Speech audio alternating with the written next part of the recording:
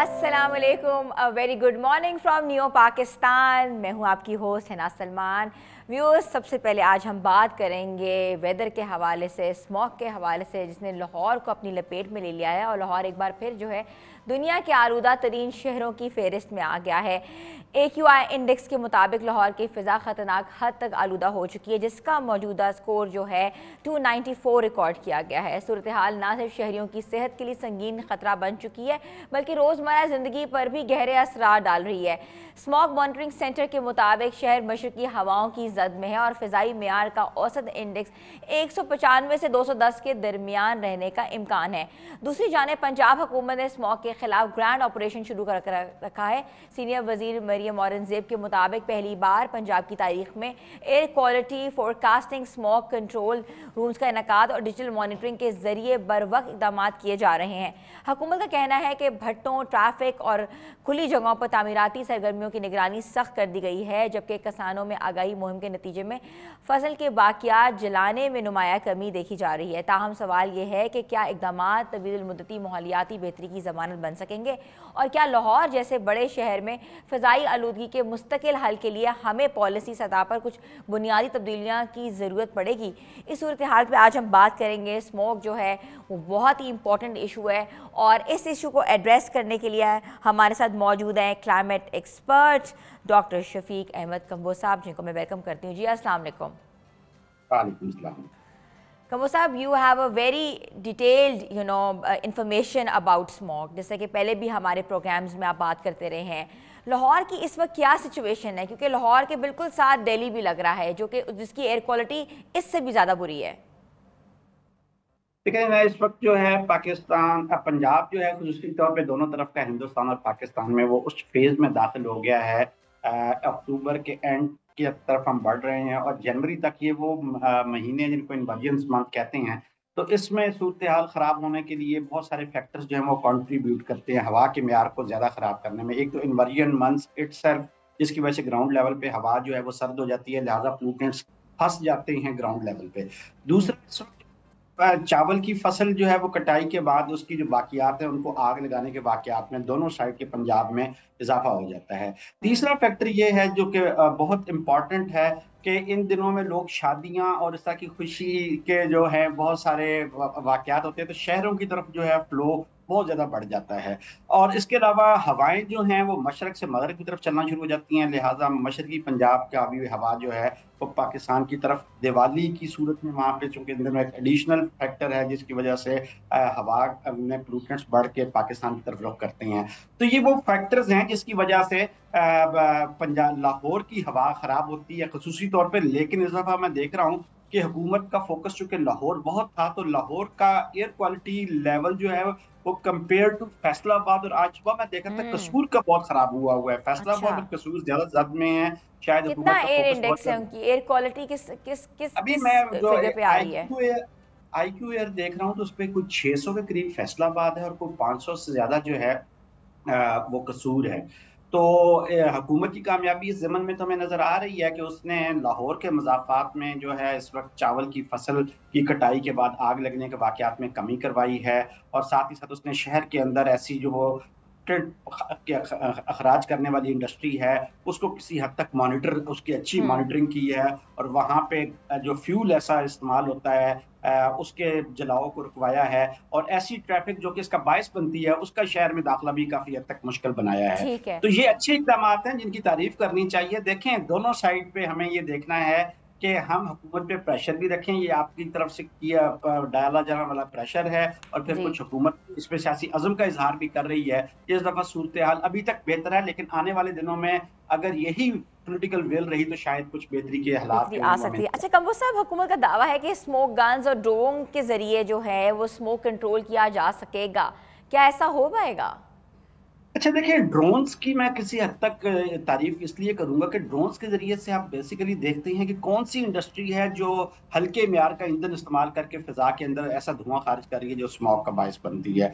तो मेरी जो थीरी है जिसका मैं कायल हूं वो ये है कि स्मॉग से बचने का वाहिद हल ये है कि इसका जो पोल्यूटेंट्स हैं जो स्मॉग का बायस बनते हैं उनका एट सोर्स इखराज ही मुमकिन ना होने दिया जाए।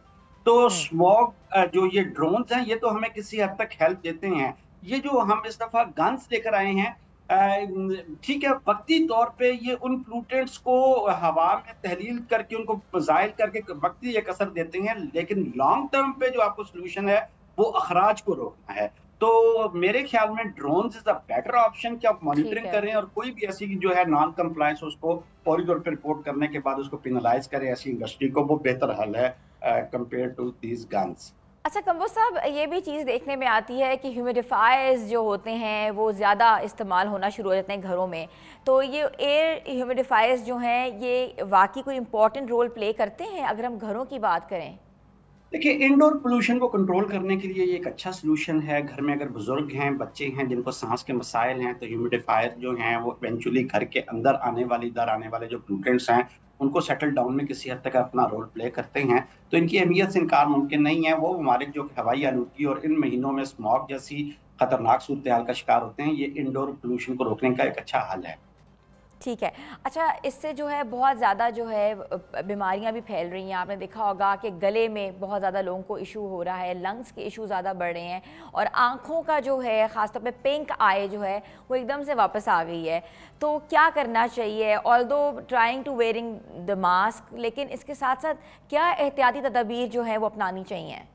अच्छा, देखिए, सबसे ज्यादा जो इससे गैर महफूज है ना, जो वल्नरेबल कम्युनिटी है जिसके लिए ये स्मॉग खतरनाक है, वो हमारे बाइकर हजरात हैं या वो अफराद जो सड़क के ऊपर पैदल चल रहे हैं, साइकिल चला रहे हैं।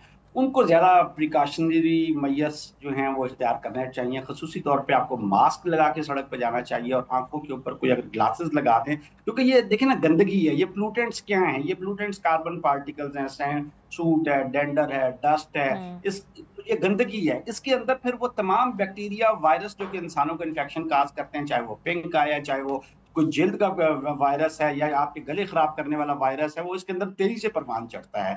लिहाजा हम्म। आप पफ लेते हैं जो हवा का, उसके साथ आप इन तमाम जो पैथोजन है उनको भी अंदर अपने लेके जा रहे हैं और इवेंचुअली अगर आपका इम्यूनिटी लेवल उस पर ड्रॉप हुआ हुआ है तो आपके इन्फेक्शन में मुब्तला होने के चांसेस बढ़ जाते हैं। तो आपको प्रिकॉशनरी मेजर्स लेने, बाइकर्स को और साइकिलिस्ट को और सड़कों पर पैदल जाने वाले अफराद। कमो साहब, क्लाइमेट एक्शन प्लान बहुत ज़्यादा जो ये टर्म हम सुन रहे हैं, इसके मुताबिक क्या होना चाहिए? हमने ये बता दी कि स्मॉग का जो सीज़न है और आगे ये भी पता है हमें कि बारिशें नहीं होने वाली according to the weather forecast. जो 2 महीने जो हैं वो बिल्कुल ड्राई रहने वाला है। तो एक्शन प्लान क्या होना चाहिए? कैसे इकदाम करने चाहिए? कहाँ कहाँ इम्प्लीमेंट होने चाहिए? देखिए, मैं वही कह रहा हूँ, मेरा एक्शन प्लान सिंपल है। आपने अगर स्मॉग से अपने आप को किसी हद तक महफूज रखना है, हम ये तो नहीं कह सकते कि ओवर ब्लिंक का फाई जो है ये सब सूरत हाल ठीक हो जाएगी। बीजिंग को भी कई साल लगे हैं अपने यहाँ स्मॉग को कंट्रोल करते हुए।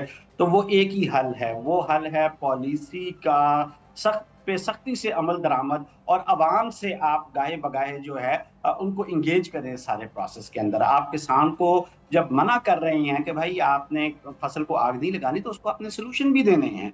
किसान क्या करेगा ना, वो उसने इवेंचुअली जब स्टबल बर्निंग उसकी, उसके पास एक हल है जो नस्ल दर नस्ल उसके यहाँ चलता आ रहा है कि चावल की फसल कटने के बाद उसकी बाकियात को आग लगा के उसने गंदम की तरफ होना है।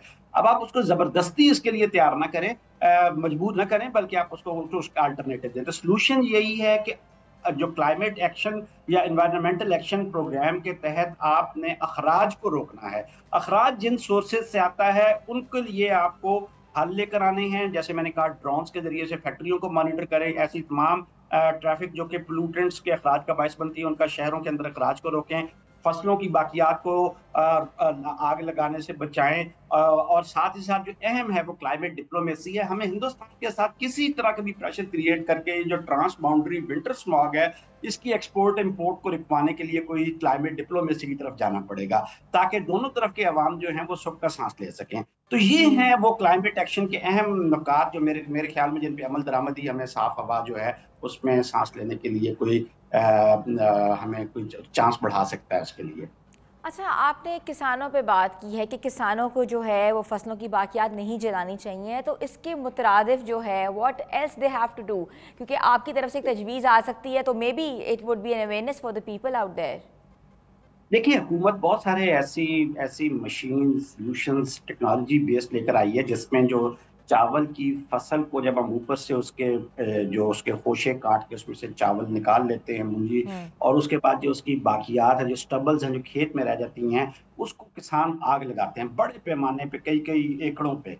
अब वो धुआं बहुत ज्यादा जो है हवा में इन दिनों में स्टक होके इसका बायस बनता है। तो उसके लिए हुकूमत मुख्तलिफ सुपर सीडर लेकर आई है कि आप बजाय इसके कि उसको आग लगाएं, उन बाकियात को आप मशीन के अंदर जो है क्रश करके जमीन के अंदर दबा के उसको आप नामियाती खाद जो है उसमें कन्वर्ट कर देते हैं, कंपोस्टिंग कर सकते हैं। There are so many hmm. Solutions, technological solutions. लेकिन एक थोड़ा सा मसला है हमारे खत्ते में, खसूसी तौर पे जो हमारा मगरबी पंजाब है, कि हमारे यहाँ किसान जो है वो बहुत रेजिस्ट करता है किसी भी इनोवेशन को, किसी भी ये अडेप्ट करने में। इडेप्ट हम्म। करने में। बड़ा ये हमारा प्रॉब्लम है। देखिए आज भी हम गाय भैंसों की वो नस्लें लेके बैठे हैं जो पूरी दुनिया भर के अंदर ऑब्सलीट हो गई हैं, जो ज्यादा चारा खाती हैं, कम दूध देती हैं, ज्यादा मीथेन खारिज करती हैं। किसान को हम कायल ही नहीं कर पा रहे।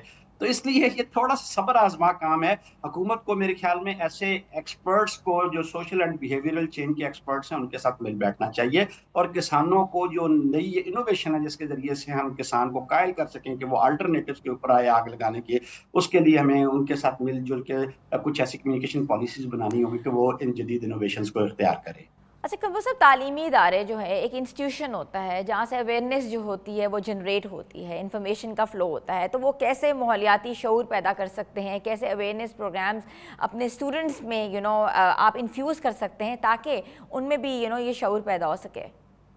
देखिए इसमें पंजाब गवर्नमेंट तो बहुत अच्छे प्रोग्राम लेकर आई है, और मैं उसकी इसलिए तारीफ करूंगा कि जो हम हुकूमतों पे क्रिटिसिज्म तो हर वक्त करते हैं, लेकिन हम्म। दो अच्छे प्रोग्राम जो हैं वो इस वक्त लेकर आई है। हुकूमत ने भी को भी अंदाजा है कि इस वक्त जो एग्जिस्टिंग लॉट है मिडिल एज लोगों की, उसकी शायद उनके रवैयों में तब्दीली लाना बहुत मुश्किल है, लिहाजा नई जनरेशन पे काम किया जाए। तो स्कूलों के अंदर एक ग्रीन स्कूल सर्टिफिकेशन प्रोग्राम हुकूमत लॉन्च कर रही है नेक्स्ट मंथ से, जिससे बच्चों को छोटे होते ही हम कायद करेंगे कि वो ऐसी प्रैक्टिसेस ना करे जिससे हवा का म्यार खराब हो, या जिसके जरिए से ग्रीन हाउस गैसेस का अखराज हो, या जिसके जरिए से टॉक्सिक मेटल्स जो हैं वो पानी के अंदर शामिल होकर जेर जमीन आलूगी का बायस बने। तो ये उसके जरिए से बच्चे के अंदर रवैया जाती तब्दीली स्कूल बेस पे लेकर आएंगे, ताकि वो घर जाके अपने पेरेंट्स को भी इन मल प्रैक्टिसेस से रोके, और साथ ही साथ वो अगर नहीं भी रोक पाता तो फ्यूचर में खुद एक जिम्मेदार और माहौल दोस्त शहरी जो है उसकी रूप में हमें नजर आए। साथ ही साथ कॉलेज में I am for climate programme है, वो भी एक अच्छा प्रोग्राम है जिसके जरिए से आप यूथ को ओनरशिप दे रहे हैं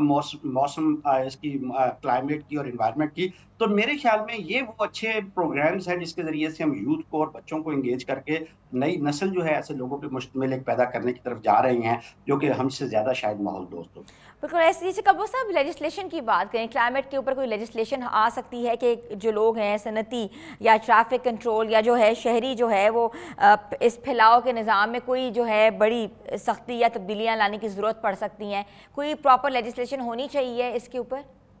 देखिए हुकूमत ने एक नेशनल क्लीन एयर पॉलिसी 2021 में बनाई हुई है, लेकिन मैंने उस डॉक्यूमेंट को बड़े डिटेल से देखा हुआ है। वो मुझे बड़ा कोई एलीट सेंट्रिक सा फेडरल गवर्नमेंट का है, एलीट अच्छा। सेंट्रिक सा डॉक्यूमेंट लगा है, जिसमें कोई मुझे ख्याल में स्टेक होल्डर्स को इतना ज्यादा इंगेज नहीं किया गया, उनके साथ डायलॉग नहीं किया गया। लिहाजा उस डॉक्यूमेंट में मुझे कोई बहुत जान नजर नहीं आई कि वो हर एक जो प्लूटेंट्स या ग्रीन हाउस गैसेस या टॉक्सिक मेटल्स के अखराज की सोर्सेज को एड्रेस करता हुआ नजर आए। तो मेरे ख्याल में हुकूमत को एक ज्यादा बेहतर डायलॉग जिसमें तमाम स्टेक होल्डर्स बैठे हों, उनको बिठा के एक पॉलिसी मुरतब करनी चाहिए। और पॉलिसियां बहुत बनती हैं, सबसे जो इंपॉर्टेंट चीज है उसकी इम्प्लीमेंटेशन है। इम्प्लीमेंटेशन। इम्प्लीमेंटेशन करेंगे तो तभी इन आफात से हमारी जान छूटेगी।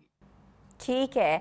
और ये भी बता दें कि आवाम को फौरी तौर पे क्या क्या करना चाहिए, बिकॉज़ ऑब्वियसली अभी हम लोग इतने प्रो नहीं हुए, हम लोग, हमारा जो वेदर आया है, जो क्लाइमेटिक कंडीशंस आई हैं, हम इस न्यू नॉर्मल से लड़ने की कोशिश कर रहे हैं, मगर अभी भी हम लोग बहुत पीछे हैं।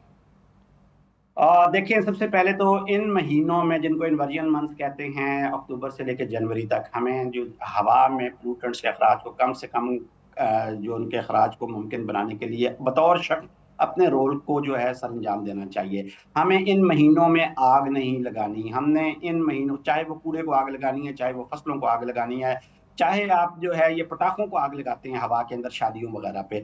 तो एक तो आग के अखराज को, दूसरा अगर आपके यहाँ कोई कंस्ट्रक्शन एक्टिविटी है तो बराए मेहरबानी कोई मिस्टिंग वगैरह या कोई उसके ऊपर छिड़काव करके जो बिल्डिंग मटेरियल है उसमें से मट्टी गर्द डस्ट उसके अखराज को आपने कम से कम करना है। आपके घर के करीब कोई ऐसा पैच है जिसके अंदर मट्टी है, डस्ट है और वो हवा के साथ उड़ सकती है, तो बराए मेहरबानी उसके ऊपर आप पानी का छिड़काव जो है वो मुमकिन बनाएं।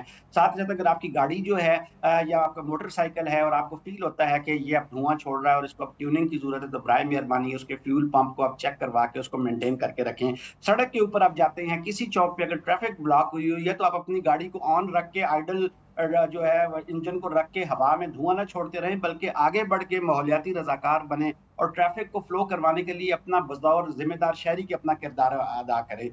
तो मैं समझता हूँ हर शख्स अपने अपने जगह पे एक अहम रोल प्ले करके और अखराज को कम करवाने में बड़ा बुनियादी किरदार अदा कर सकता है। अच्छा कंबो साहब, हमने देखा था कि पिछले दिनों इलेक्ट्रिक कार्स का, ई बाइक्स का भी बहुत ज़्यादा रुझान आया है। Government is doing a lot great work कि वो कह रहा है कि आप इनिशिएटिव ले, हम आपके साथ हैं। जिनके पास बाइक्स हैं उनको मुआवजा भी दे रहा है ताकि आप इस्तेमाल करो इतने किलोमीटर्स के ऊपर। I think there was something going on. तो इसके ऊपर आप क्या कहते हैं? ये बाइक्स कैसे नॉर्मल बच्चे जो हैं वो जाते हैं बाइक्स पे, यूनिवर्सिटीज़ जाते हैं, कॉलेजेस जाते हैं, वो ई बाइक्स पे अपना जो बाइक सिस्टम है वो ले सकते हैं। गवर्नमेंट को यहाँ क्या करना चाहिए? Because they are expensive. I think 2.5 lakh से 5 लाख के अंदर जो है वो एक बाइक ई बाइक मिल रही है। वही बात कहूंगा, एक वो एवरेट रॉजर का बड़ा मशहूर मॉडल है डिफ्यूजन ऑफ इनोवेशन का, कि जब भी कोई नई प्रैक्टिस आती है उसको आपने पहले से मौजूद प्रैक्टिस से रिप्लेस करवाना है, तो उसके लिए आपको कई तरह के रवैया जात का सामना करना पड़ता है।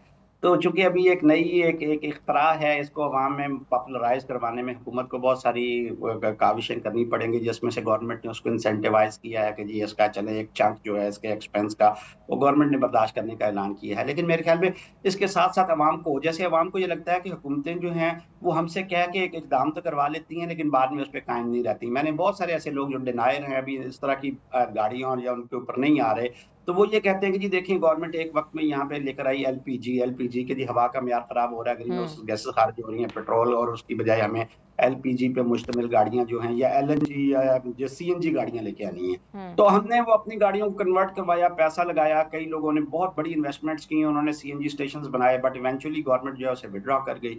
आज वो सीएनजी स्टेशन कहाँ है? वो गाड़ियां जिन्होंने इतने करोड़ों अरबों रुपए का जिन पे अखराजात हुए वो कहाँ पे हुए? तो अवाम को ये एतमाद देना कि नहीं, हम इस तरह से एक ये टेम्पररी सोल्यूशन नहीं है, ये लॉन्ग टर्म सोल्यूशन है, और इसके जरिए से ही अखराज ग्रीन हाउस गैसेस का और जो प्लूटेंट्स का वो इसके जरिए से ही होना है, और फ्यूचर इसी का है और ये हकीकत भी है। लेकिन अवाम को ये एतमाद देने के लिए हमें अपनी पॉलिसीज के अंदर, यानी जो इब्लागी जो हमारा अमल है जिसके जरिए से रवैया जाती तब्दीली लेकर आई जाती है, उसके लिए मेरे ख्याल माहिरीन पे मुश्तमिल कमेटियां बना के गवर्नमेंट को इसके लिए कम्युनिकेशन कैंपेन्स बनानी चाहिए।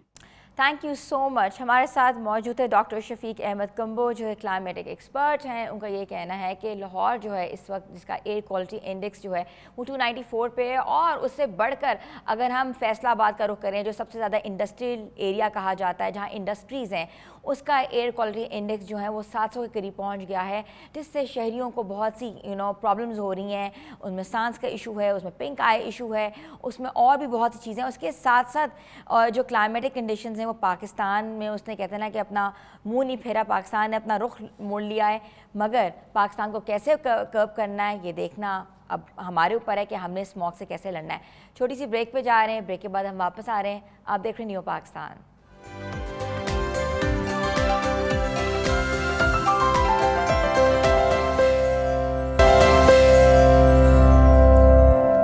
Welcome back viewers. आज हम मिलवाते हैं आपको ऐसे पाकिस्तानी इंजीनियर्स जिन्होंने दुनिया भर में मुल्क का नाम रोशन किया है, जिन्होंने पाकिस्तान के लिए एक नया एजाज़ हासिल किया है। साजिद लखन वो पहले पाकिस्तानी हैं जिन्हें अमेरिका से 2 बैनुल-अक़वामी एनर्जी अवार्ड्स मिले हैं, एनर्जी प्रोफेशनल डेवलपमेंट अवार्ड 2025 और एनर्जी इनोवेटर अवार्ड 2022। ये एजाज़ात उनकी तवानाई के शोबे में शानदार खिदमात, जदीद तहकीक और एशिया भर के 48 ममालिक में एनर्जी प्रोफेशनल्स की तरबियत के एतराफ़ में दिए गए हैं। उनकी काविशों ने न सिर्फ तवानाई के शोबे में नई राहें खोली हैं, बल्कि पायदार तरक्की, तवानाई के मौसर इस्तेमाल और क्लाइमेट एक्शन के हवाले से अमली इक़दामात की राह भी हमवार की है। आज वो हमारे साथ मौजूद हैं और हम उनको वेलकम करते हैं। जी अस्सलाम वालेकुम। जी वालेकुम। Sahir Sahab, such a great initiative and a great contribution, और आपको बहुत बहुत मुबारकबाद। क्या कहेंगे? जी बहुत अच्छा लग रहा है अपने मुल्क को रिप्रेजेंट करने के लिए, और बहुत खुशी की बात है कि ये पाकिस्तान की हिस्ट्री में फर्स्ट टाइम हो रहा है कि आउट ऑफ पूरी दुनिया के लोग वहाँ पे मौजूद थे। 93 कंट्रीज के लोग वहाँ पे मौजूद थे, और मैं पूरे सब कॉन्टिनेंट रीजन के अंदर, जिसके अंदर इंडिया, चाइना और बहुत सारे डेवलपिंग कंट्रीज मौजूद हैं, तो उसमें से मुझे नॉमिनेट किया गया 2025 एनर्जी प्रोफेशनल डेवलपमेंट अवार्ड के लिए। ठीक है, अच्छा ये मुझे बताएगा कि जो अवार्ड मिले हैं इसका बैकग्राउंड क्या था, पर्सपेक्टिव क्या था, and what contribution you did in the terms of energy? देखिए, मैं 20 साल से इस एनर्जी सेक्टर के अंदर काम कर रहा हूँ as a energy efficiency expert, और वो लोग बेसिकली उनका क्राइटेरिया बहुत सख्त है, तो मैं सालों से उसमें ट्राई कर रहा था।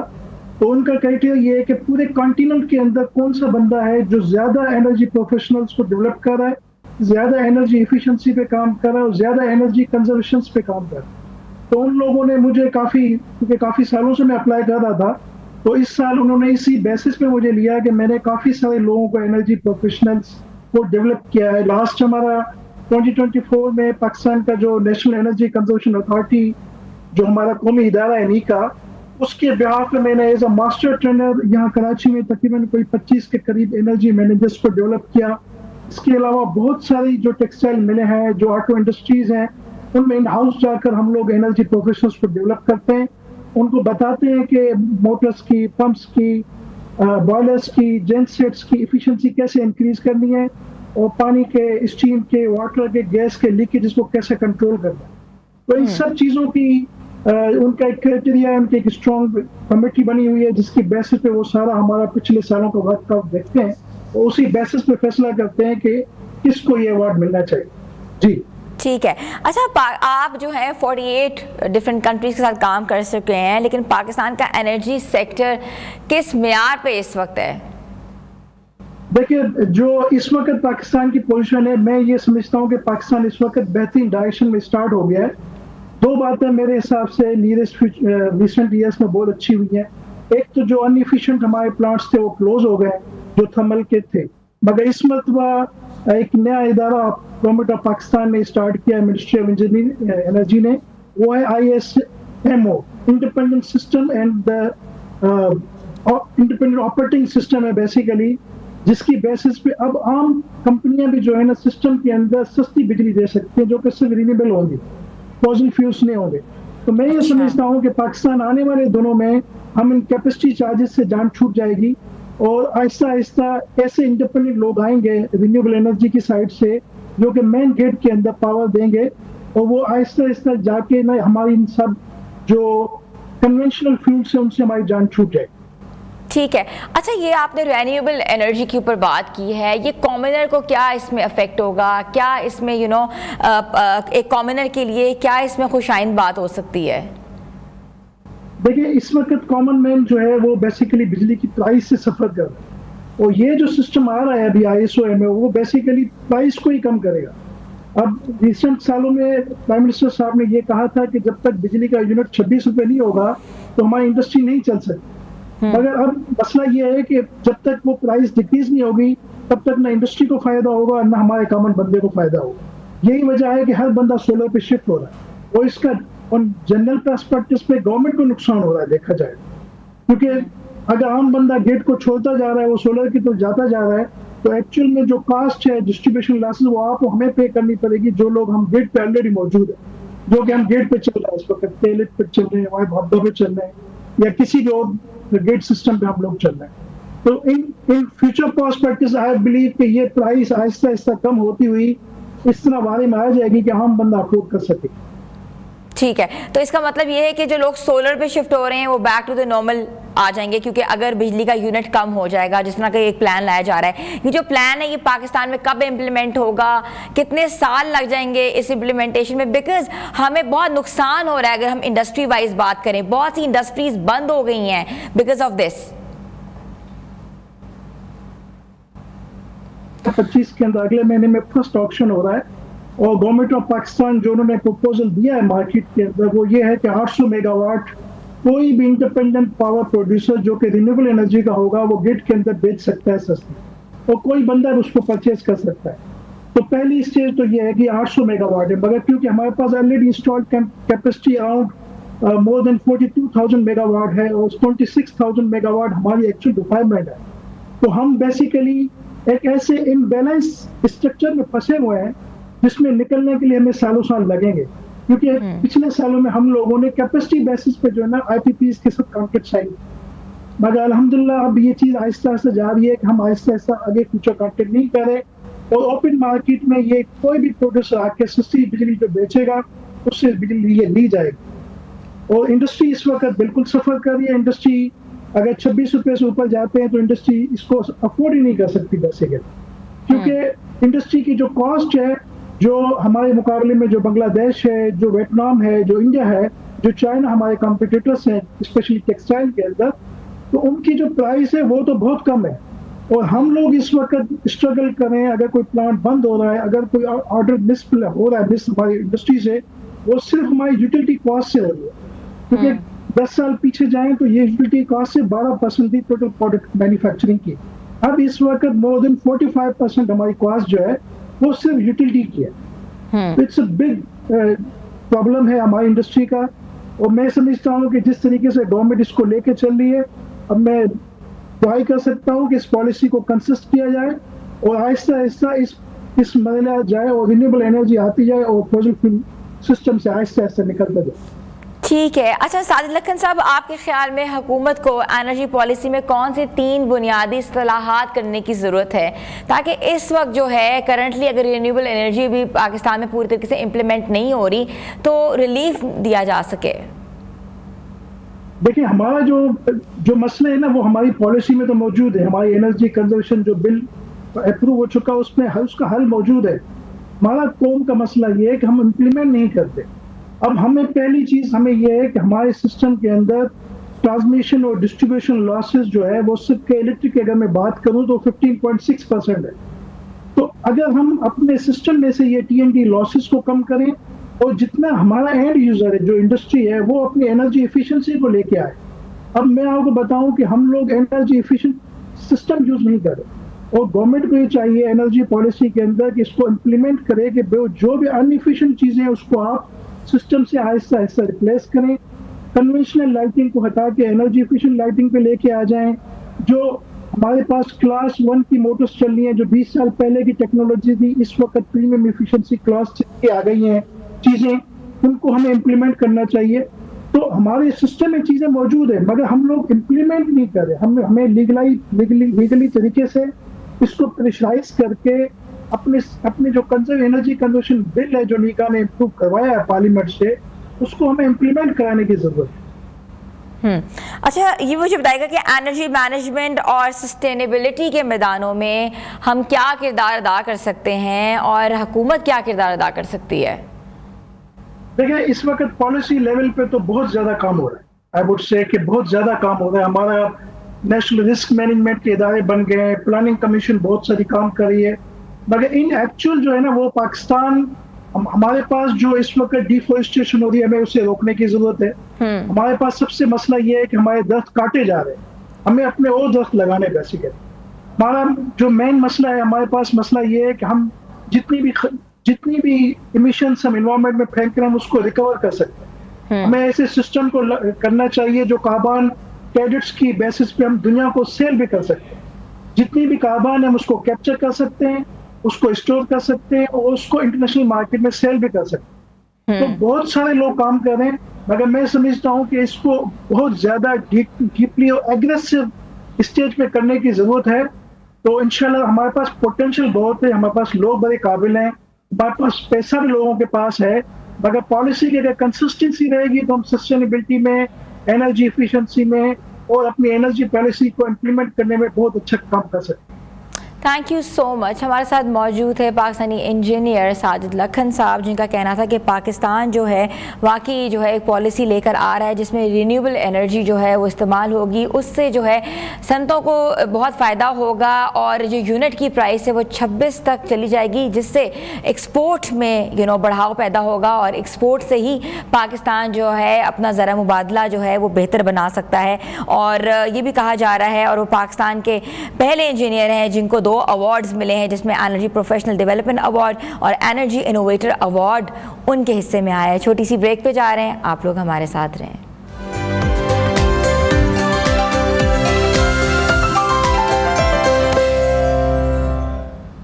नियो पाकिस्तान में आपको एक बार फिर से खुशामदीद कहती हूँ। बात करते हैं क्रिकेट के हवाले से, क्योंकि दूसरा टेस्ट जो है वो आज रावलपिंडी में खेला जाएगा। पाकिस्तान जनूबी अफ्रीका के दरमियान जारी टेस्ट मैचेस की सीरीज़ का आज दूसरा टेस्ट मैच शुरू होगा। दोनों टीमें रावलपिंडी क्रिकेट स्टेडियम में आमने सामने होंगी और मेज़बान पाकिस्तान को सीरीज़ में 1-0 की बढ़तरी हासिल है और ये मैच जीत कर जो है वो करके से ना सिर्फ सीरीज़ अपने नाम करना चाहेगा, बल्कि मेहमान टीम को वाइट वॉश करने में भी एक नायाब मौका हासिल करेगा। सीरीज़ के पहले मैच में पाकिस्तानी टीम की उम्दा कारकर्दगी का मुजाहरा करते हुए जनूबी अफ्रीका को शिकस्त दी, जिससे खिलाड़ियों का हौसला बहुत बुलंद हुआ। अब रावलपिंडी में मैदान सजेगा और जहां पाकिस्तानी स्क्वाड भरपूर एतमाद और तैयारी के साथ उतरने को तैयार है। दोनों टीमों ने मैच से कबल जो है भरपूर नेट शेयर किए और पाकिस्तानी बैटर्स ने खास तौर पर स्पिन के खिलाफ स्वीप और रिवर्स स्वीप शॉट्स पर तवज्जो दी, जो इस बात की अलामत है कि वो नुमान अली और साजिद खान की स्पिन जोड़ी से मिलती जुलती सूरत हाल का सामना करने के लिए तैयार हैं। पाकिस्तानी हेड कोच अजहर महमूद ने इस मैच को तारीखी मौका करार देते हुए कहा है कि जनूबी अफ्रीका जैसी मजबूत टीम के खिलाफ टेस्ट सीरीज जीतना एक बड़ी कामयाबी हो सकती है। और आज हम बात करेंगे स्पोर्ट्स के हवाले से। हमारे साथ मौजूद है अहमद कुरैशी, स्पोर्ट्स एनालिस्ट, जिन्होंने हमें ज्वाइन किया। जी अस्सलाम वालेकुम। वालेकुम अस्सलाम, कैसे हैं आप? ठीक ठाक अहमद, सेकेंड टेस्ट शुरू होने वाला है, कंडीशंस रावलपिंडी की हैं और क्या पिच जो है वो रिएक्ट करेगी, थोड़ा सा इसके बारे में डिटेल एनालिसिस बताएं। देखें, सबसे पहली बात तो ये है कि Pakistan cricket team I think बड़ी कंफर्टेबल पोजीशन में है पहला टेस्ट जीतने के बाद, और पहला टेस्ट मैच जिस तरह से हम जीते हैं आई थिंक आउटस्टैंडिंग परफॉर्मेंस रही है टीम की ओवरऑल। तो मेरे ख्याल में पिंडी की, क्योंकि जिस तरह की पिच है वो ज़रा बैटिंग को एक्स्ट्रा पुश प्रोवाइड करती है, लेकिन इसमें थोड़ा एक्स्ट्रा बाउंस ज़्यादा होता है कंपैरेटिवली लाहौर के, तो समटाइम्स बैट्समैन स्ट्रगल भी करते हैं। तो आई थिंक ये Pakistan cricket team well aware है कंपैरिजन अगर किया जाए साउथ अफ्रीका की टीम के साथ, तो कंडीशंस के हवाले से। तो ऊपर से जब आपको एक रिलीफ ये भी हो कि पहला टेस्ट मैच आप जीत चुके हैं तो आप काफ़ी कंफर्टेबल पोजीशन में होते हैं, तो अच्छा आगाज करना चाहिए इस टेस्ट मैच का भी, और आई थिंक कि पाकिस्तान को ये टेस्ट मैच भी जीतना चाहिए।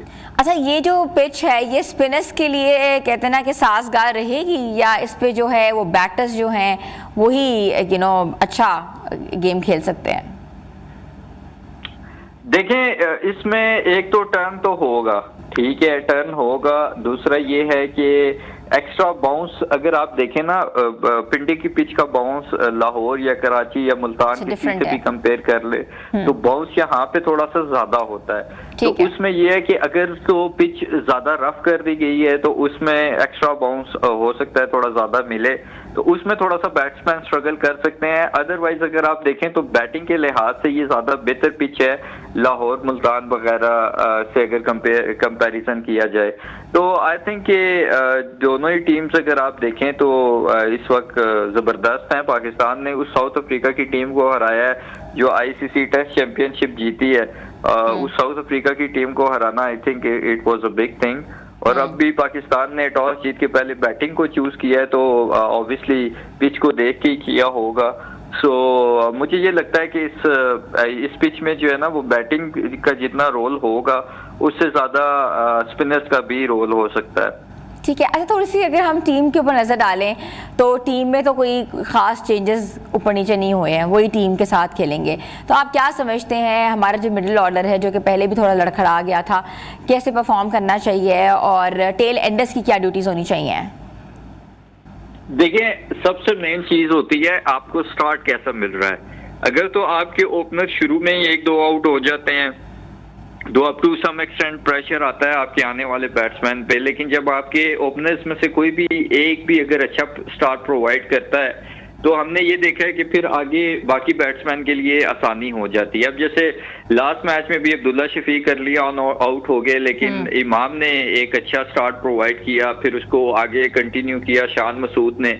मेरे ख्याल में ओपनर्स का तो रोल हो गई, लेकिन 2 लोगों को अब थोड़ा परफॉर्म करना पड़ेगा, एक तो अब्दुल्ला शफीक को, दूसरा बाबर आजम को। Thank you so much. हमारे साथ मौजूद थे अहमद कुरैशी, स्पोर्ट्स एनालिस्ट, जिनका कहना था कि टॉप बैट्समैन को भी अच्छा परफॉर्म करना पड़ेगा, मिडिल ऑर्डर को उनका साथ देना पड़ेगा और टेल एंडर्स की भी बहुत अहम ड्यूटी हो, जो कि हमने देखी है टीम में। तो देखना ये है कि ये जो टेस्ट मैच है ये किसके खाते में आएगा। छोटी सी ब्रेक पे जा रहे हैं, ब्रेक के बाद हम वापस आ रहे हैं। आप देख रहे हैं न्यू पाकिस्तान।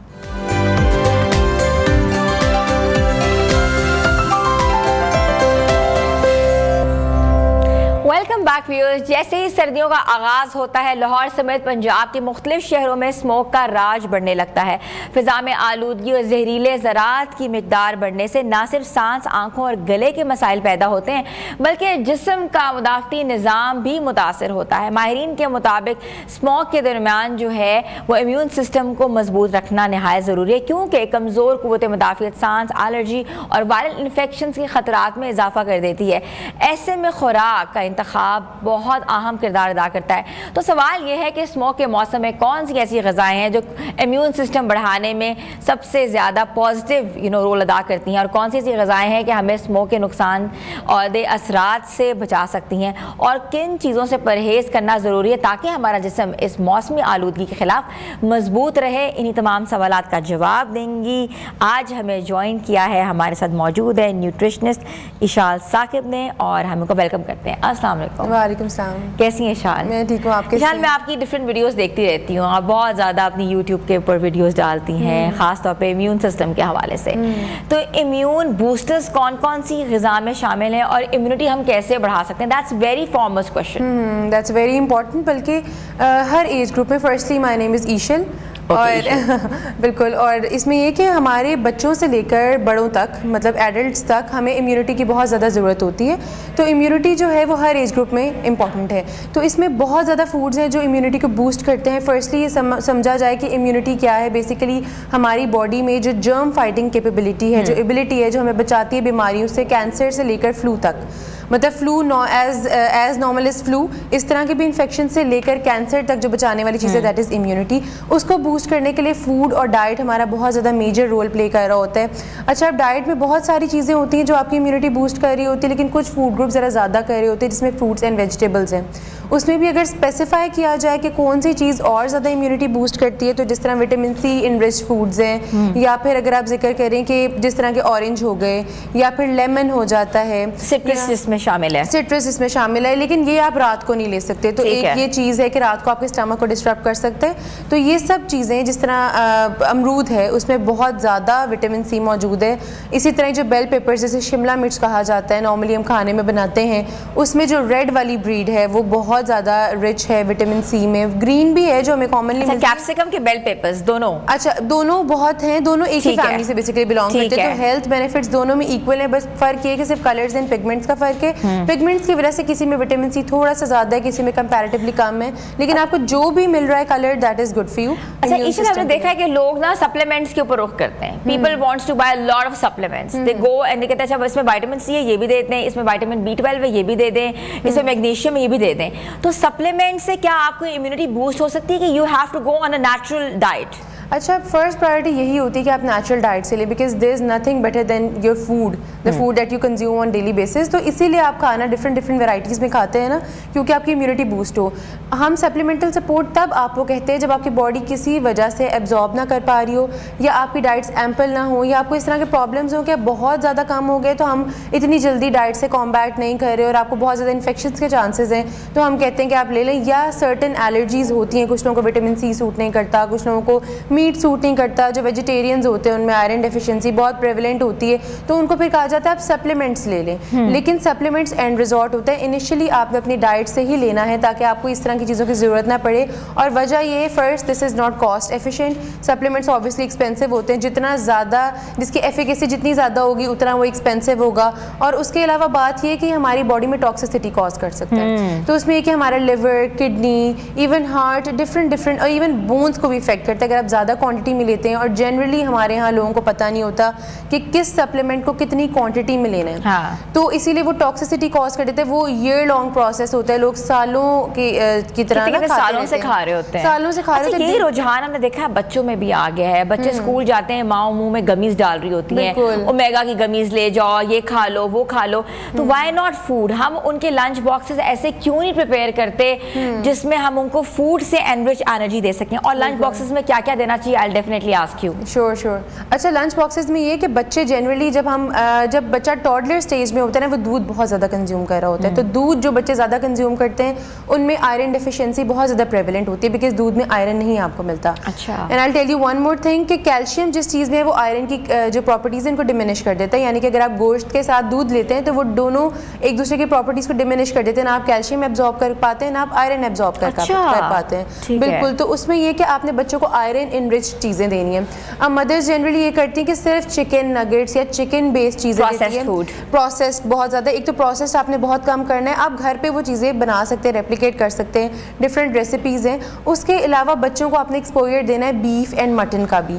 तो अगर बच्चे नहीं खा रहे, फॉर एग्जांपल नगेट्स एक बड़ी कन्वीनियंट चीज़ है, डिस्ट फ्राई देम या फिर एयर फ्राई कर लेते, तो आप बच्चों के लंच बॉक्स का एक बड़ा अच्छा आइडिया है कि आप मटन के ऑलरेडी थोड़े से थॉ करके आप मटन के जो होते हैं पीसेज या फिर जो बोटी होती है वो बेसिकली रख लें बच्चों के लिए, या फिर बीफ भी रख सकते हैं। उसके अलावा बोन मैरो का जो पार्ट होता है, जिस तरह पाए होते हैं उसमें भी होती है, लेकिन वैसे जो बोन्स होती है जिसको मिल्क कहते हैं, बिल्कुल, वो बहुत अच्छी है बच्चों के लिए। बल्कि वो जब आप वीनिंग स्टार्ट करते हैं बच्चों के 6 मंथ्स 8 मंथ्स तब भी आप स्टार्ट कर सकते हैं। तो उसको आपने सिर्फ बेक करना होता है। That's very nice. You are the first nutritionist who's talking about the bone marrow. Otherwise मैंने कभी किसी से नहीं सुना। नहीं, it's actually very good। बल्कि बड़ों के लिए भी बहुत अच्छा है हमारी बोन मैरो। आप सोचिए कि जो बोन्स के अंदर आपकी बोन मिनरल डेंसिटी को बढ़ाता है, बच्चों की बोन्स इतनी स्ट्रॉन्ग होती हैं। और जो बच्चे इस तरह के डाइट्स लेके बड़े होते हैं ना, वो फिर इस तरह के कॉम्प्लिकेशन से इफेक्ट नहीं होते, जैसे स्मॉग है या इस तरह की कॉम्प्लिकेशन उनकी बॉडी में आती नहीं है, क्योंकि उनकी डाइट्स इतनी एम्पल होती हैं। तो ये चीज़ एक बहुत इंपॉर्टेंट है। उसके अलावा बच्चों को एक चीज़ इंश्योर करें आप कि बच्चे अपने लंच बॉक्स में प्रोसेस चीज़ें नहीं लेके जा रहे और प्रोसेस ब्रेड भी नहीं लेके जा रहे।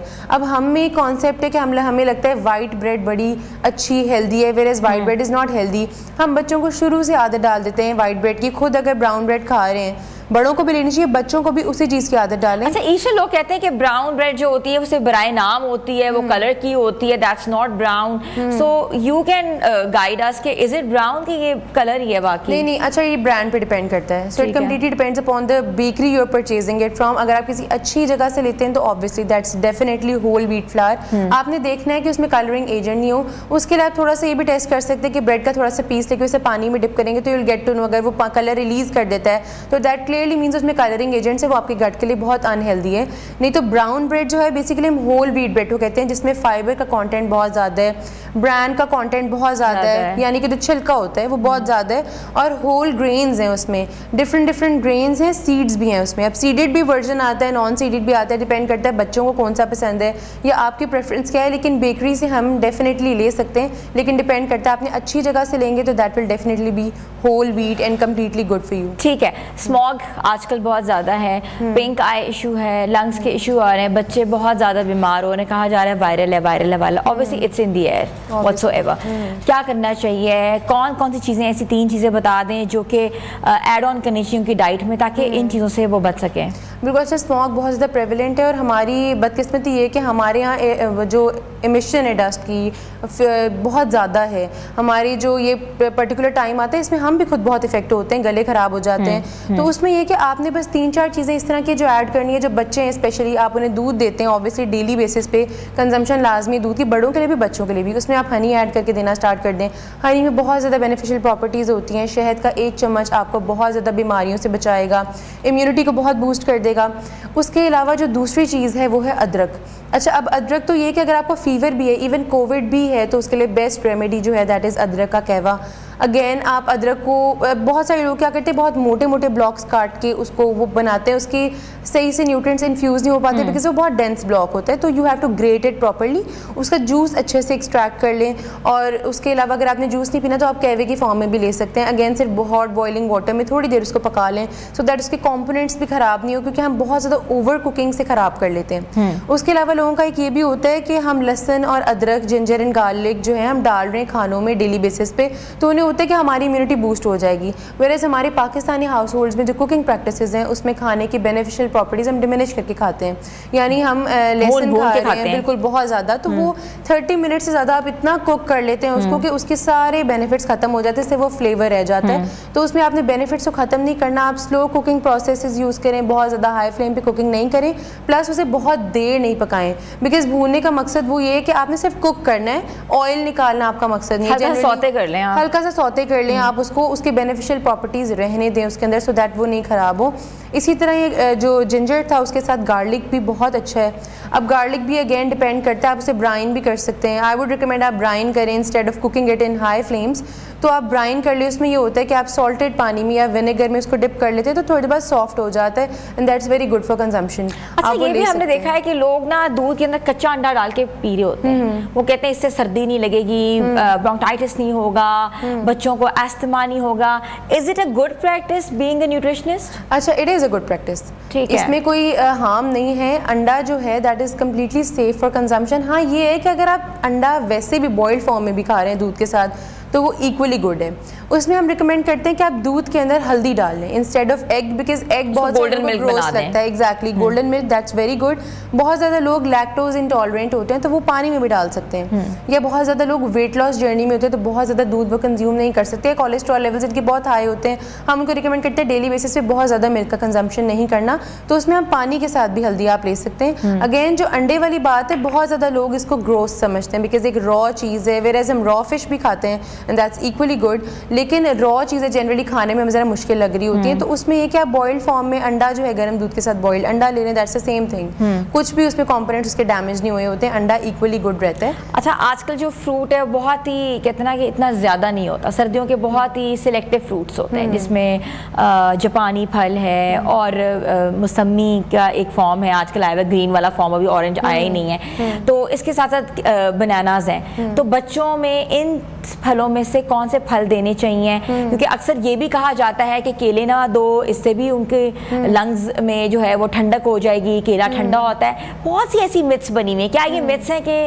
we should get over with this? these are totally myths because देखिए जो भी चीज़ें, अच्छा आपको एक चीज़ नहीं पता कि जो हमारे सीजन में फ्रूट अवेलेबल होते हैं उसके हेल्थ बेनिफिट्स उसी सीजन के लिए बहुत अच्छे होते हैं। जिस तरह हम लोगों को मैंगोज हैं तो वो हमें समर्स में बड़ा प्रोटेक्ट करते हैं, न्यूट्रिएंट्स देते हैं, स्किन को ग्लो कराते हैं, हाइड्रेशन प्रोवाइड करते हैं। वाटरमेलन है, हम समर्स में क्यों वो आता है, अल्लाह ताला की तरफ से ये है नेचर में कि वाटरमेलन में पानी का कॉन्टेंट बहुत ज़्यादा होता है, तो हमें हाइड्रेट करता है, वो हमें हीट स्ट्रोक से बचाता है। इस तरह जो विंटर के फ्रूट्स हैं वो स्पेसिफिकली विंटर्स के लिए, और ये टोटली मिथ्स हैं कि रेशा करता है या इस तरह, वेराइज जो बहुत ज़्यादा प्रेवलेंट हो जाती है बच्चों में इन्फेक्शंस में, डायरिया बहुत हो जाते हैं, तो बनाना बहुत अच्छी चीज़ है डायरिया को फ़ौरन से स्टॉप करने में। इवन अगर आप 2 बनानास उस टाइम खा लें जब आपको बहुत वाटरी डायरिया हो रही है, बच्चों को हो रहा है, तो आपको बहुत हेल्प आउट करता है। प्लस पोटेशियम बहुत ज़्यादा है उसके अंदर।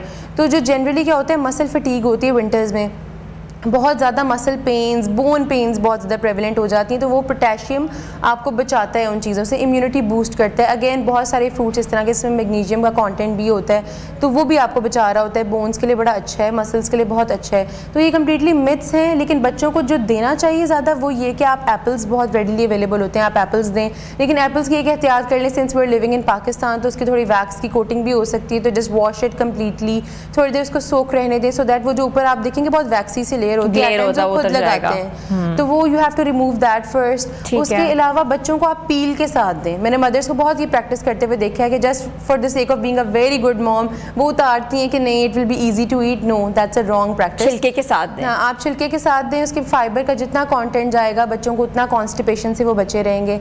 इसके अलावा एक बड़ा अच्छा फ्रूट है पपीता, वो भी आप खा सकते हैं। तो पपीता जिस मौसम में आपको अच्छा मिल रहा है आप ले लें। अच्छा, बच्चों के तो टेस्ट बड्स नहीं बने होते, लेकिन पता है हम लोग उनको डिफरेंट तरीके से दे सकते हैं। तो बच्चों में ये कि हम फ्रूट स्टिक्स में डिफरेंट फ्रूट्स को आप एक ग्रेप डाल दें, एक एप्पल डाल दें स्टिक के अंदर, और थोड़े से उसके अंदर बेरी चेरीज भी डाल दें और पपीता डाल दें, तो उसी शौक में वो एक एक करके निकालेंगे और वो खा लेंगे। अच्छा, इम्यून बूस्टर शॉट्स आजकल बहुत ज़्यादा दिए जा रहे हैं, मार्केट में भी अवेलेबल हैं। हर किसी ने डाइट जो प्लानर्स करती हैं या यू नो डॉक्टर्स हैं, न्यूट्रिशनिस्ट हैं, उन्होंने निकाले हुए हैं। Do you recommend that? अच्छा, मैं रिकमेंड इसलिए नहीं करूँगी बिकॉज वो आप घर पे बना सकते हैं। And that's very cost efficient. उसमें ये कि नो डाउट अगर वो प्रोडक्ट्स आ रहे हैं तो बहुत अच्छा है, लेकिन आप कभी लेबलिंग पे देखेंगे ना तो लिखेंगे 100% प्योर ऑरेंज एंड लेमन या 100% प्योर जिंजर, वेयरएज वही ऑर्गेनिक ऑर्गेनिक। अच्छा, ऑर्गेनिक का भी एक बड़ा है, हाउ डू यू नो कि उसमें ऑर्गेनिक ही है। ऑर्गेनिक का भी एक बड़ा क्राइटेरिया होता है कि उसमें पेस्टिसाइड्स नहीं डाले और फिर उसके सर्टेन एक एरिया होता है कि उसमें भी पेस्टिसाइड्स नहीं डालने चाहिए, और ऑर्गेनिक फार्मिंग बहुत कम रह गई है। तो आई डोंट थिंक कि वो वैलिड होते हैं, अगर होगा भी तो पाकिस्तान में एटलीस्ट नहीं होगा। और दूसरी बात है कि आप अपने घर में वो चीज़ें बना सकते हैं। हम जैसे हम फेस वॉशेस लेते हैं तो हम 100% गोट मिल्क वाला देख के फ़ौरन लेंगे, हम बड़े फैसिनेट होते हैं, वेयरएज वो घर पे इंग्रेडिएंट्स मौजूद होते हैं, अगर हम घर से ही वो चीज़ें यूज़ कर लें। अच्छा, थोड़ा सा ईशल बता सकते हो इम्यून बूस्टर शॉट्स में कौन कौन से शॉट्स हम घर में बना सकते हैं? अच्छा, जिस तरह मैंने आपसे मेंशन किया कि जिंजर जो है शॉट, अदरक का जो कहवा है, that is very good, extremely good. उसके अंदर आप ब्लैक पेपर भी डाल सकते हैं, हनी भी डाल सकते हैं। अच्छा, हल्दी वाला दूध भी पी सकते हैं और हल्दी वाला पानी भी ले सकते हैं, वो भी इम्यूनिटी बूस्टर है, वो भी वही शॉट है। अगेन अगर आप वेट लॉस जर्नी पे तो आप पानी के साथ ले सकते हैं, लेकिन हल्दी को एक्टिवेट करने के लिए आप ब्लैक पेपर का पाउडर अंदर थोड़ा सा डाल लें, या फिर हल्दी के साथ वैसे थोड़ी सी काली मिर्च वगैरह ऐड कर लें। उसके अलावा अगर आपका सोर थ्रोट है और आप वो चाहते हैं इम्यूनिटी बूस्टर उस लिहाज से हो कि आपका गला बहुत जल्दी ख़राब होता है, तो आप हनी के अंदर थोड़ा सा जिंजर जूस यानी अदरक का जूस बहुत थोड़ा सा स्क्वीज़ करके एंड देन उसमें ब्लैक पेपर ऐड कर लें अच्छी क्वांटिटी में, सो दैट वो कम्प्लीटली एक ब्लैकिश सा मिक्सचर बने। वो आप एक चम्मच खाएं, वो आपको ओवरऑल इम्यूनिटी इतनी बूस्ट करेगा।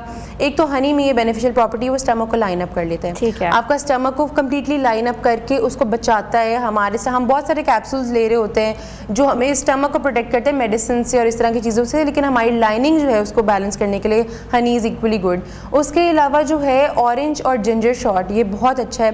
हम जनरली जो मार्केट से ले रहे होते हैं वो भी यही चीज़ होती है। तो ऑरेंज जब आ जाता है विंटर्स में, आप उसका जूस थोड़ा सा एक्सट्रैक्ट करके आप उसमें जिंजर जूस जो है वो ब्लेंड करके अच्छे से स्क्वीज़ करके आप उसको यूज़ करें। आप फ्रीज़ कर लें क्यूब्स की फॉर्म में, डेली बेसिस पे एक कंज्यूम कर लें, वो बहुत ज़्यादा अच्छा है। Totally vitamin C, yes exactly. और ये दैट्स कम्प्लीटली सेफ, आपने अपने घर के इन्वायरमेंट में बनाया है, कोई इन्फेक्शंस नहीं होंगी उसके अंदर, कोई आपको एडल्ट्रेशंस नहीं मिलेंगे, प्रिजर्वेटिव्स नहीं मिलेंगे, that's completely safe for consumption. अच्छा, ईशल ये बताया होगा कि एनर्जी ड्रिंक्स बहुत कॉन्सेप्ट है, लोग कहते हैं अच्छा इम्यूनिटी लो है एनर्जी ड्रिंक पी लो, और मार्केट में बहुत type of energy drinks is readily available, तो do you recommend energy drink? अच्छा, I don't recommend energy drinks. उसकी वजह ये है कि एक तो जो है ना उसमें एनर्जी ड्रिंक्स आपके ब्लड प्रेशर को बहुत ज़्यादा हाई कर सकते हैं, सेकेंडली उसके अंदर प्रिजर्वेटिव्स होते हैं, और एनर्जी आपने लेनी है तो आप why not consume food instead.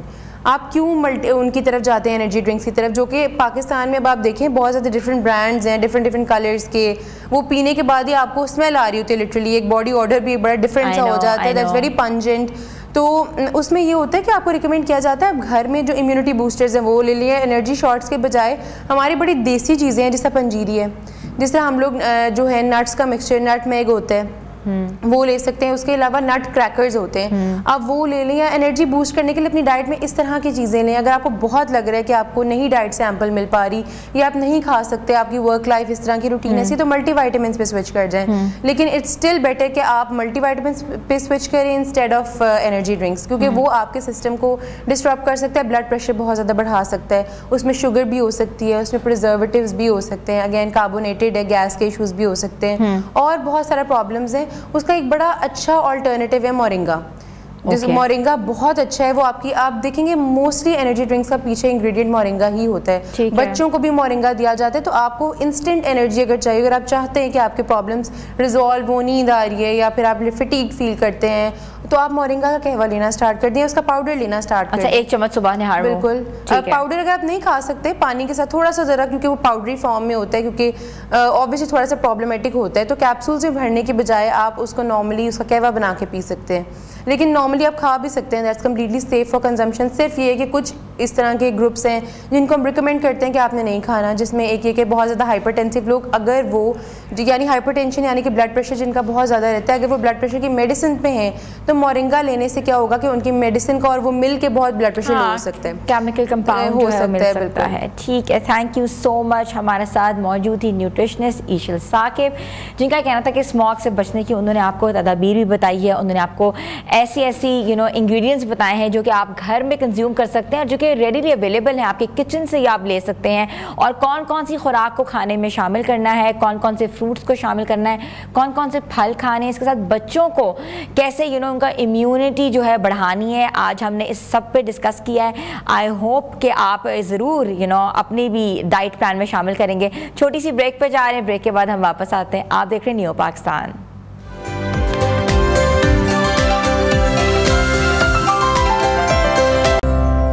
Welcome back viewers. Pakistan दिन दुगनी रात चुगनी तरक्की कर रहा है और पाकिस्तान ने खलाई साइंस और टेक्नोलॉजी के मैदान में एक और संग मील अबूर कर लिया है। पाकिस्तान का पहला हाइपर स्पेक्ट्रल सैटेलाइट HS-1 चीन से कामयाबी के साथ खला में रवाना होकर अपने मखसूस मैदान में दाखिल हो गया है। ये वो तारीखी लम्हा है जिसने पाकिस्तान को जदीद तरीन खलाई टेक्नोलॉजी से लेस ममालिक की सफ में ला खड़ा किया है।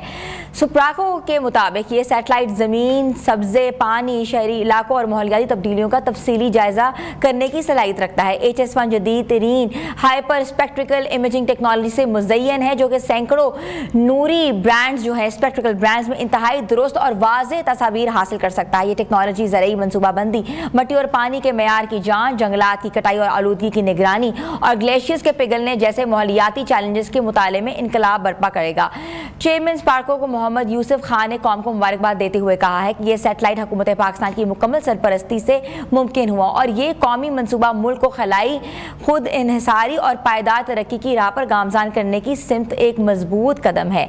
उनके मुताबिक HS-1 की बदौलत पाकिस्तान CPEC मनसूबों में जोग्राफिया खतरात की दुरुस्त निशानदेही भी कर सकेगा, जबकि ज़राअत, माहौलियात, कुदरती वसाइल और शहरी तरक्की के शोबों में फैसला साजी के अमल को साइंसी बुनियादों पर इस्तवार किया जा सकेगा। ये सैटेलाइट उस वक्त अपने मखसूस मैदान में कामयाबी से दाखिल हो चुका है और आइंदा 2 माह में मुकम्मल टेस्टिंग के बाद ऑपरेशनल सतह पर काम शुरू करेगा। दिलचस्प बात यह है कि रवा साल पाकिस्तान की जानिब से खला में भेजा जाने वाला तीसरा सैटेलाइट है जो मुल्क के बढ़ते हुए खलाई प्रोग्राम, तकनीकी इस्तवार और साइंसी अज़म की वजाहत और अलामत बन गया है। यकीनन HS-1 सैटेलाइट पाकिस्तान के लिए एक नए दौर का आगाज़ है, एक ऐसे दौर जहाँ खला से ज़मीन को देखने की पाकिस्तानी सलाहियत न सिर्फ साइंसी तहकीक बल्कि कौमी तरक्की में भी बुनियादी किरदार अदा करेगा। तो पाकिस्तान के लिए ये एक बहुत ही खुशाइंद बात है कि HS-1 जो है वो चीन की मदद से पाकिस्तान ने खला में भेजा है और ये जो है बहुत डिफरेंट काम करेगा, जिसमें जो है हमने आपको बताया कि इमेजिंग होगी इसमें और इसमें बताया जाएगा कि कौन सा एरिया जो है जहाँ क्लाइमेटिक प्रॉब्लम्स हैं और बहुत सी चीज़ों के ऊपर भी निशानदेही कर सकता है। छोटी सी ब्रेक ले रहे हैं, ब्रेक के बाद हम वापस आ रहे हैं, आप लोग हमारे साथ रहें।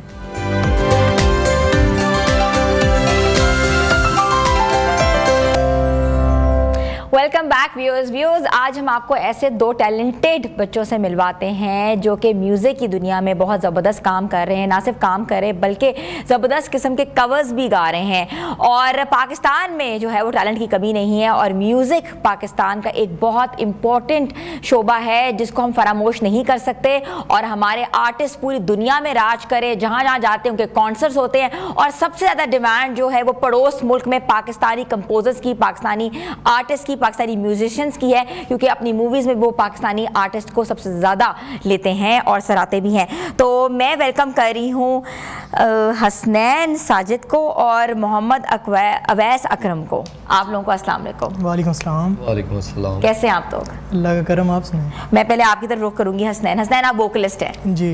अच्छा, पंजाब यूनिवर्सिटी से आपका ताल्लुक है जी। तो कब से ये गाने का शौक हुआ और कब से गवर्स गा रहे हैं? मुझे तकरीबन 3-4 साल हो गए हैं।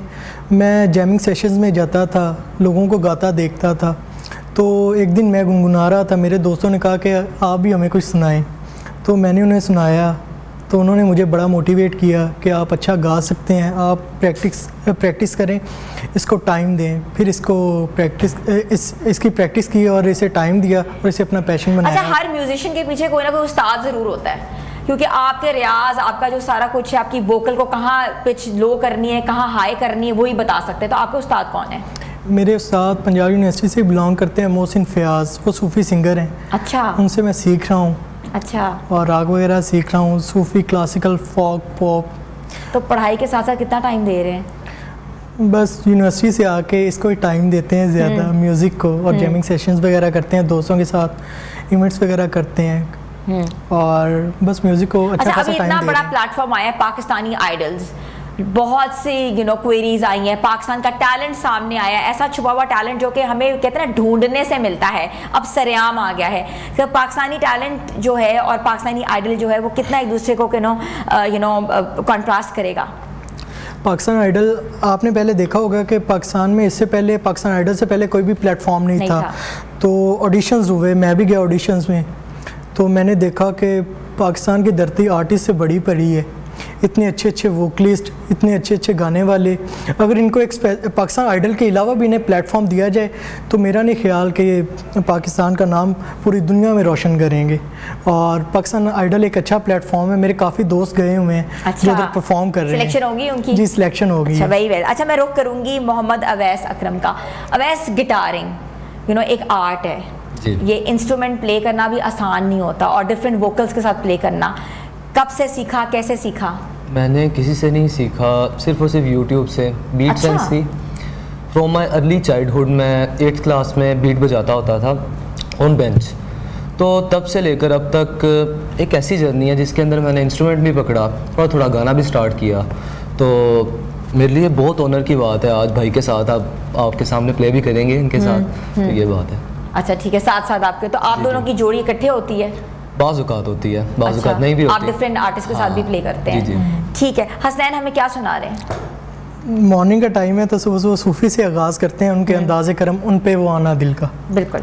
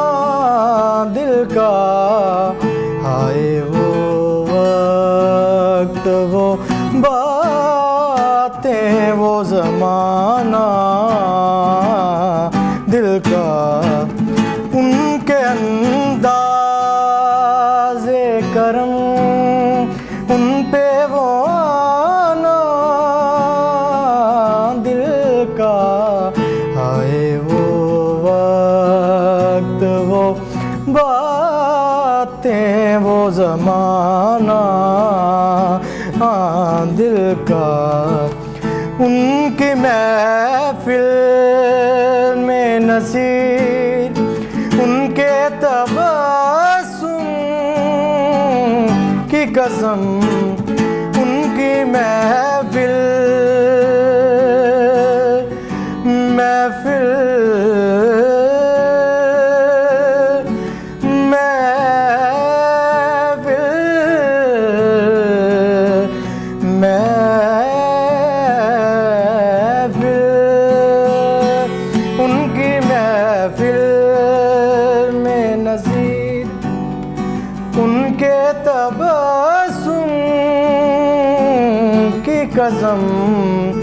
देखते रह गए हम हाथ से जाना, हाँ दिल का वो भी अपने ना हुए। वाह जी वाह, वाह जी वाह। सुबह सुबह आपने ज़बरदस्त किस्म का कलाम जो पेश किया। ये नुसरत फ़तेह अली खान ने सबसे पहले ये गज़ल गीत था, ठीक है। तो किस किस को सुनते हैं, कौन आपकी इंस्पिरेशन है, किसका म्यूज़िक पसंद है, किसको फॉलो करना चाहते हैं? मैं बेसिकली सज्जाद अली साहब को ज़्यादा गाता हूँ और नुसरत साहब को गाता हूँ। मैं सोलफुल सिंगिंग को लाइक करता हूँ। जिस तरह राहत साहब के गीत हो गए, नुसरत फ़तेह अली खान साहब के गीत हो गए, सज्जाद अली साहब लिविंग लेजेंड है, उनके गीत हो गए, जो अच्छा गाने वाले हैं ना, मैं उनको फॉलो करता हूँ। अच्छा, आजकल जो है नौजवानों में पॉप का, रैप का बहुत सा कॉन्सेप्ट है। वो समझते हैं कि जो पॉप म्यूज़िक है वही सोलफुल कनेक्शन है और उसके अंदर वो आजकल रैप का जो तड़का डाल देते हैं। आप क्या समझते हैं कि ये आपकी आवाज़ पर डिपेंड करता है कि आपने किस जॉनरा में गाना है, कि ये ऑटोमेटिकली आपको आमद होती है? जी बिल्कुल, वोकल टेक्सचर पे डेफिनेटली डिपेंड करता है। एक बंदा जो क्लासिकल गाने वाला है, अगर वो अपने जॉनरा से हटके कोई चीज़ गाएगा ना, तो उसके वोकल पे पूरी तरह बैठेगी नहीं, अगले की सोल पे रचाव नहीं करेगी। तो इस तरह जो सूफ़ी आर्टिस्ट हैं या क्लासिकल गाने वाले हैं, वो कभी भी पॉप को प्रायोरिटी नहीं देते। क्लासिकल घरानों में पाकिस्तान का बहुत बड़ा बड़ा नाम है, क्लासिकल घराने हैं, आपको पता ही है, जैसे पटियाला घराना है हमारा, और भी बहुत से घराने हैं। तो किस घराने से आपकी वाबस्तगी है, या आप किससे सीखने सिखाने का जो अमल है वो भी? शाम 84 से। शाम 84 से। शाम 84 में तो बहुत से नाम हैं। शफकत सलामत अली खान साहब जी, वो भी मेरी इंस्पिरेशन है, उनके भी मैं अक्सर गीत गाता हूँ। और पॉप भी मैं, पॉप जिस तरह आपको आजकल के ऑडियंस, जेंजीज ऑडियंस का पता है आपको, वो ज़्यादा क्लासिकल को ना प्रायोरिटी नहीं देते, वो ज़्यादा पॉप को प्रायोरिटी देते हैं। तो हम अगर किसी गैदरिंग वगैरह में जाएं तो हम भी कहते हैं कि भाई पॉप ही गा लो, पॉप ही गा लो, क्लासिकल की इनको समझ ही नहीं आनी। अभी हमें क्या सुना रहे हैं? अभी आपको आतिफ का आदत सुनाऊंगा मैं। हाँ, तो ये आपने लगा दिया, ये जेंजीज का म्यूजिक है।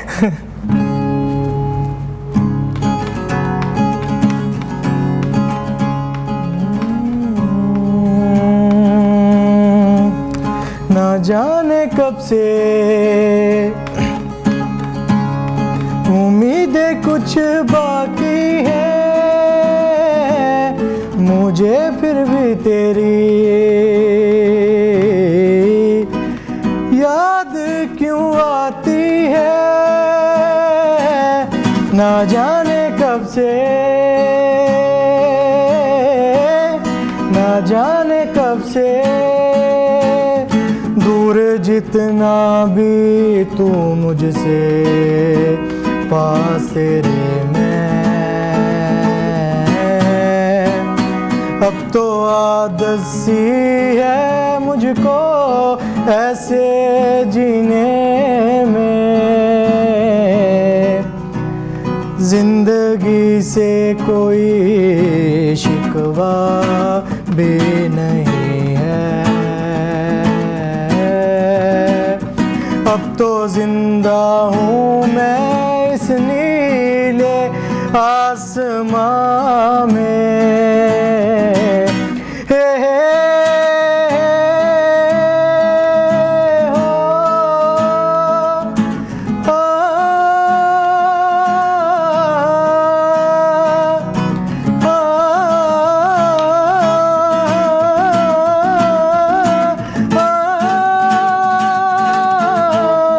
ये जो यादें हैं सभी बातें हैं, भुला दो इन्हें, मिटा दो इन्हें।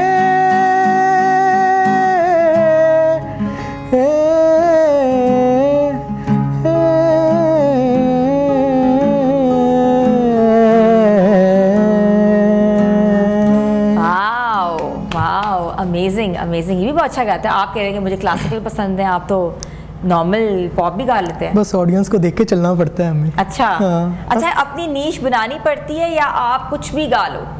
नहीं, जो फरमाइश आए वो सबसे पहले हमारी प्रायोरिटी होती है कि हम अगले बंदे की फरमाइश पूरी करें। नहीं तो जो हम जैसे क्लासिकल आर्टिस्ट होते हैं उनकी रो भी थोड़ी सी ना क्लासिकल टाइप होती है। हम चाहते हैं कि हमारी ऑडियंस भी ऐसी हो, क्लासिकल सुनने वाली हो। हम भी चाहते हैं सुबह सुबह आप हम सब सुनाई जाए, हम आपको सुनी जाए, कुछ और भी सुना दे हमें साथ साथ। जी, मैं आपको फिल्म कमली का नैना सुनाता हूँ।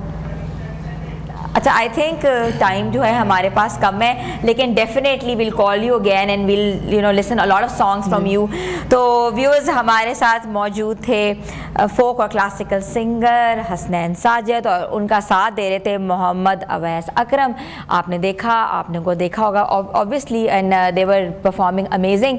तो आई एम श्योर हम उनको वापस बुलाएंगे और वापस भी सुनेंगे। आज का प्रोग्राम आपको कैसा लगा, अपना फीडबैक ज़रूर दीजिएगा। आपका फीडबैक हमारे लिए बहुत पॉजिटिव होता है, बिल्कुल पॉजिटिव के साथ साथ हमारे लिए एक नई जहद भी लेकर आता है, नई कंटेंट भी हम जनरेट करते हैं सिर्फ आप लोगों के लिए। तो हमारे पेजेस पे जाएं, लाइक करें और कल मिलेंगे नए प्रोग्राम के साथ। अपनी होस्ट हिना सलमान को इजाज़त दें, तब तक के लिए अल्लाह हाफिज़।